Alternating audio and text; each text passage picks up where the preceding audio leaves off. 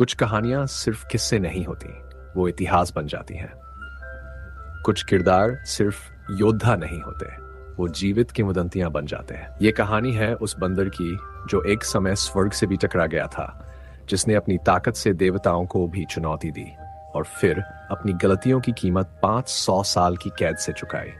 लेकिन जब धरती पर अंधकार छा गया, जब राक्षसों ने इंसानियत को निगलना शुरू किया, तो एक साधु को उसकी जरूरत पड़ी। शांति की यात्रा में वह योद्धा फिर से उठा, अब की बार अपने अहंकार के लिए नहीं, बल्कि धर्म की रक्षा के लिए। यह कहानी है सन वुकोन की, जिसे दुनिया द मंकी किंग के नाम से जानती है।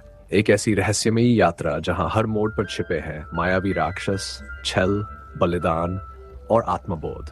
तो चलिए आज हम चलते हैं इस अद्भुत कथा की ओर, जहां हर दृश्य आपको एक नए रहस्य से जोड़ेगा।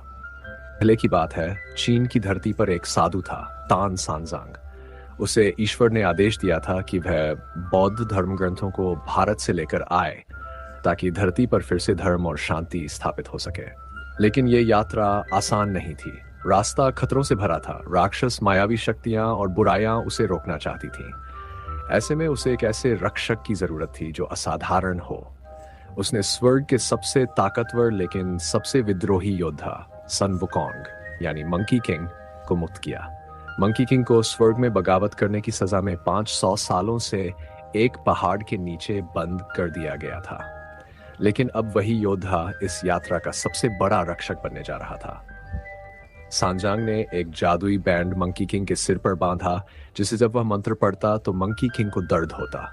यही बंधन उसे नियंत्रण में रखता था, क्योंकि मंकी किंग बेहद घमंडी और क्रोधी था। लेकिन अब उसका रास्ता धर्म की रक्षा करना था।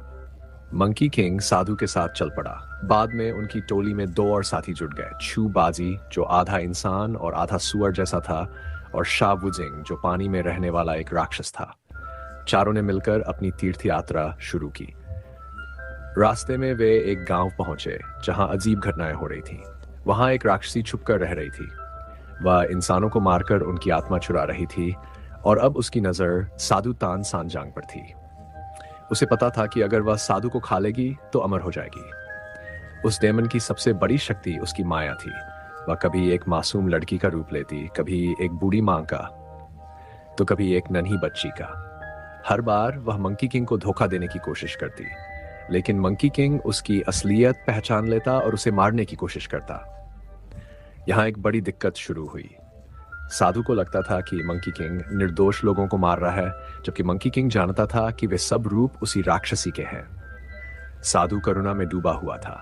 उसे लगता था कि हिंसा नहीं करनी चाहिए, लेकिन मंकी किंग को बार बार रोकने के लिए वह उसके सिर का मंत्र पढ़ देता, जिससे मंकी किंग को भयंकर दर्द होता। मंकी किंग को यह बात बहुत चुभती थी। वह साधु की रक्षा कर रहा था, लेकिन साधु उसी पर संदेह कर रहा था। बार बार डेमन बच जाती और साधु को लगता मंकी किंग गलती कर रहा है। आखिरकार एक बार जब मंकी किंग ने उसे मार ही डाला, तो साधु को गुस्सा आया और उसने उसे छोड़ दिया। दिल टूटकर मंकी किंग वहां से चला गया। अब साधु और उसके बाकी 2 साथी अकेले रह गए। तभी डेमन ने अपना असली रूप दिखाया, एक खौफनाक हड्डियों से बनी राक्षसी। वह साधु को पकड़ लेती है और बलि देने की तैयारी करती है, ताकि उसकी शक्ति से वह अमर बन सके। तभी एक बार फिर मंकी किंग वापस लौटता है, लेकिन इस बार वह पहले से कहीं ज्यादा शक्तिशाली और गंभीर है। उसके अंदर अब सिर्फ गुस्सा नहीं, बल्कि एक उद्देश्य है, अपने गुरु की रक्षा करना। एक भयंकर युद्ध होता है मंकी किंग और डेमन के बीच। डेमन अपनी पूरी शक्ति झोंक देती है। वह हवा में उड़ती है, आग उगलती है, माया रचती है, लेकिन मंकी किंग डटकर सामना करता है। उस दौरान साधु को एहसास होता है कि उसने मंकी किंग पर भरोसा न करके गलती की थी। वह उसके सिर से बंधा हुआ मंत्र वाला बैंड हटा देता है। अब मंकी किंग पूरी तरह आजाद है। डेमन को मारने से पहले वह साधु से कहती है, अगर तुमने मुझे एक और मौका दिया होता, शायद मैं फिर से इंसान बन जाती। लेकिन अब बहुत देर हो चुकी थी। मंकी किंग उसकी राक्षसी आत्मा को नष्ट कर देता है। इसके बाद साधु उसकी आत्मा की शांति के लिए प्रार्थना करता है। यह दृश्य बहुत भावुक होता है, क्योंकि यहाँ यह सवाल खड़ा होता है कि क्या हर बुराई को मारना ही सही होता है? क्या करुणा हमेशा कमजोर बनाती है, या वह भी शक्ति बन सकती है? यात्रा फिर शुरू होती है। साधु, मंकी किंग, पिग्सी और सैंडी एक साथ चलते हैं। अब उनके बीच सिर्फ 7 नहीं, समझ और भरोसा भी है। मंकी किंग अब पहले जैसा उद्दंड नहीं रहा। वह जान गया है कि सच्ची ताकत खुद पर नियंत्रण रखने में है, और साधु ने सीखा कि सिर्फ दया ही नहीं, कभी कभी धर्म की रक्षा के लिए कठोर निर्णय भी जरूरी होते हैं। इस तरह यह कहानी सिर्फ राक्षसों और शक्तियों की नहीं है, यह रिश्तों की परीक्षा, विश्वास की शक्ति और जो लोग वीडियो में आखिरी तक बने रहे उनसे हाथ जोड़कर विनती है कि चैनल को सब्सक्राइब जरूर करें।